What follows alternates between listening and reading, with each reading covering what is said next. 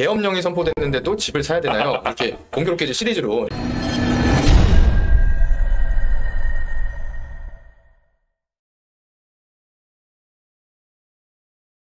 안녕하십니까. 부동산 투자의 귀재 라온입니다. 네, 저는 켈빈이라고 합니다. 안녕하세요. 네. 네. 오늘 어떤 얘기로? 오늘이요? 네.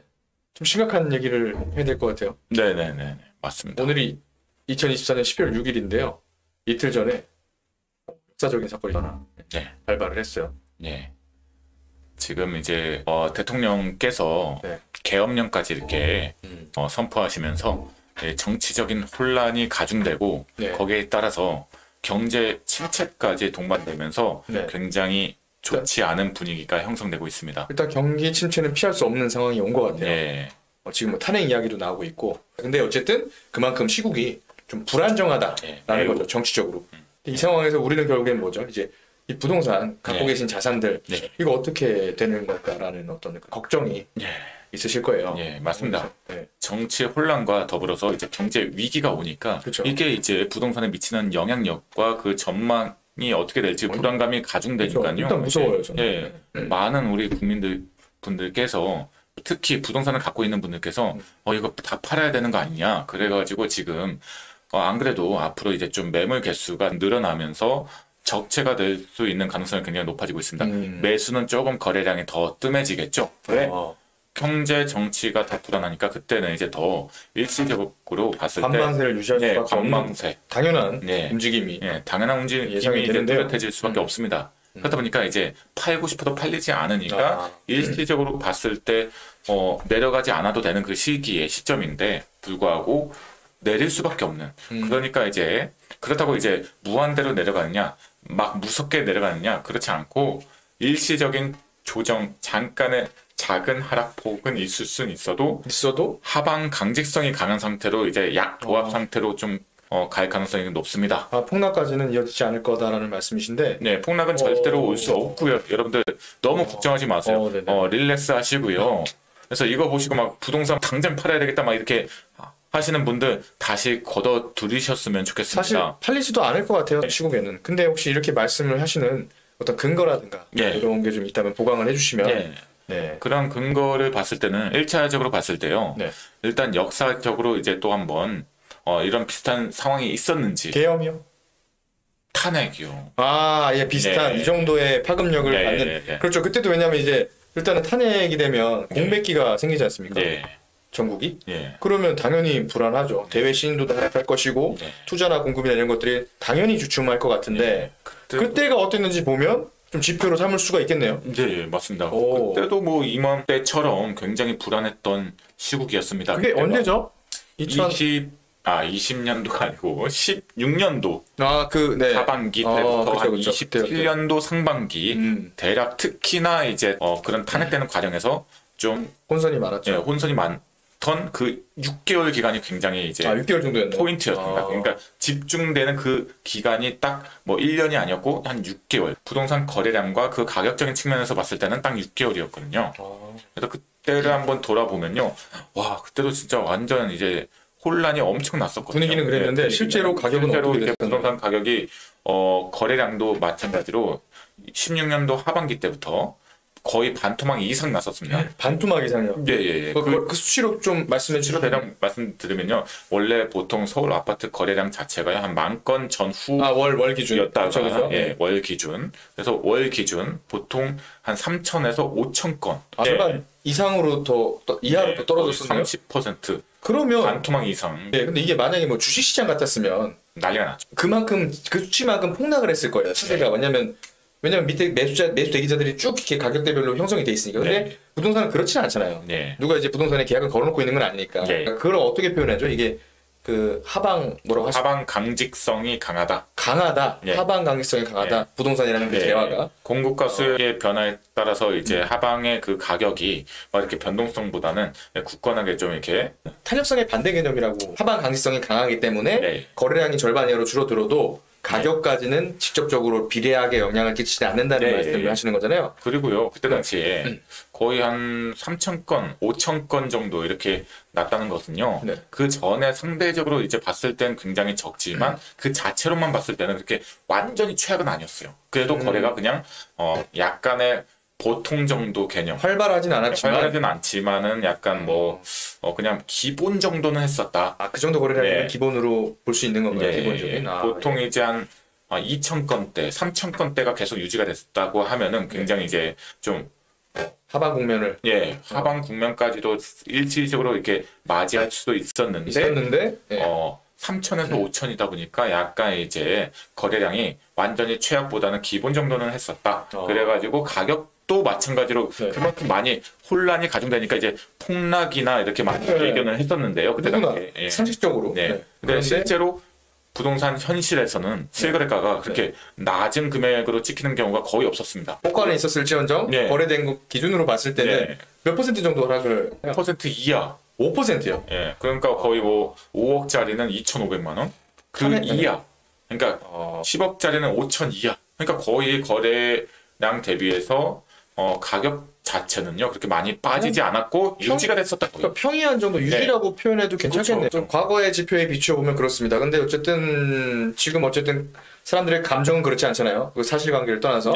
그리고 이제 또 있고 또 지금 현재를 바라보는 거죠. 왜냐면 지금 내가 자산을 가지고 있는데 막 이런 시국을 보면 당연히 마음이 흔들릴 것 같아요. 우리가 주식을 봐도 그렇잖아요. 차트를 봐도 하루하루 달라지는 차트를 봐도 시시각각 변하는 것 때문에 이게 지금이라도 손절을 해야 되나 아니면 뭐 고민이 생길 거란 말이에요. 근데 어떻게 보면은 한 사람의 인생에서 가장 큰 자산이 부동산이기 때문에 사람들에게 좀 더 강하게 또 다가올 수 있단 말이에요. 좀 더. 그렇죠. 왜냐면 우리 역사적으로도 이제 그런 있었고 시절이 그때 이제 완전히 그냥 국가가 뭐 전복되는 그런 그때는 쿠데타이긴 했지만요. 그래서 이번에는 좀 다르지 않을까?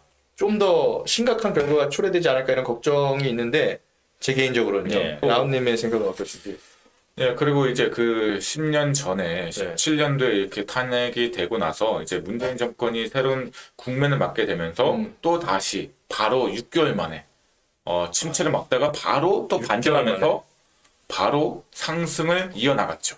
좀 이제 그 정권의 영향도 있었습니다만은 법률적인 부분도 있었고 어쨌든 정권이 바뀌자마자 바로 그 탄핵된 거 언제 그랬냐는 듯이 바로 부동산 가격이 회복이 되면서 바로 상승하고 대세 상승장이 완전히 또 시작점 폭등의 시발점이 됐다는 거죠. 그래서 그리고 이제 경제 자체가요 부동산하고 관련돼서 굉장히 생각보다 우리가 생각하는 것보다 굉장히 탄력성이 또 높은 편입니다. 그래서 경제가 침체 위기 국면으로 간다고 하더라도 IMF 때도 그랬고요. 금융위기 때도 그랬고 거의 1년 만에 바로 다시 회복을 한다는 회복할 때 또 탄력성이 높은 거네요. 회복 탄력성이 굉장히 높은 편입니다. 그래서 경제가요 지금 굉장히 침체가 되고 있고 점차 약 1년 동안 한 25년도 경에는 정치 따라서 이제 경제도 많이 좀 침체 위기까지는 가지는 않을 것 같고요. 그러니까 안 좋은 걸 좋다고 말할 수는 없으니까 확실히 그렇게 될 게 예견이 되고요. 침체 국면에 다다르겠지만 이게 그렇게 오래 가지 않는다는 거죠. 그래서 한 26년도가 되면요 이제 그 경제가 다시 바로 회복이 되면서 또 원래 그 통화량 대비해서 이제 25년도, 26년도가 부동산 가격 자체가요 원래 상승 국면에 이제 있어야 되는데 그게 약 1년 내지 2년 동안 오르지 못한다는 억눌려 있으니까 그렇다는 것은 26년도나 아무리 늦어도 27년도에는 그게 억제돼 있던 에너지가 갑자기 한 방에 100% 한 방에 폭발이 되어 있습니다. 오히려 도화선이 될 수 있겠네요. 그래서 오히려 그걸 26년도 하반기 때부터나 27년도 경에 무조건 이제 상승이 온다고 가정했을 때 25년도, 26년도 상반기가 우리한테는 침체 국면을 맞이하는 그때가 좋은 가격에 매수하기가 굉장히 좋은 타이밍이 될 수 있다는 거죠. 기회가 될 수 있겠네. 근데 지금 처음 들으시는 분들도 계실 건데 이게 통화량에 대한 부동산 가격의 적정가 이 부분을 잠깐만 좀 설명을 해주시면 그래서 이제 제가 이제 많이 다루지 않는 부분이에요. 부동산 가격적으로 봤을 때 이 역사적으로 모든 것을 제가 데이터를 가격적으로 접근해서 분석을 하고 있습니다. 그래서 제가 사실 뭐 부동산 가격 전문가다 보니까 누구보다도 정확하게 연도별로 예를 들어서 2010년도에 저 A라는 아파트의 가격 기준가를 알아낼 수가 있습니다. 그래서 연도별로 통화량만 보면요. 예, 통화량을 가지고 가지고 연도별로 아파트의 정확한 시세를 알아맞힐 수가 있어요. 그렇죠. 그래서 15년도, 20년도, 21년도, 24년도 이런 기준가를 알아낼 수가 있는데 기준가를 알아내면요. 뭐가 중요하느냐. 만약에 기준가가 5억이 나왔는데 현재 실거래가가 6억에 되고 있어요. 그러면 그게 고평가되다 보니까 앞으로 떨어질 가능성이 굉장히 예, 높은. 맞아요. 그러면은 다음 연도는 무조건 거의 하락할 가능성이 굉장히 높아집니다.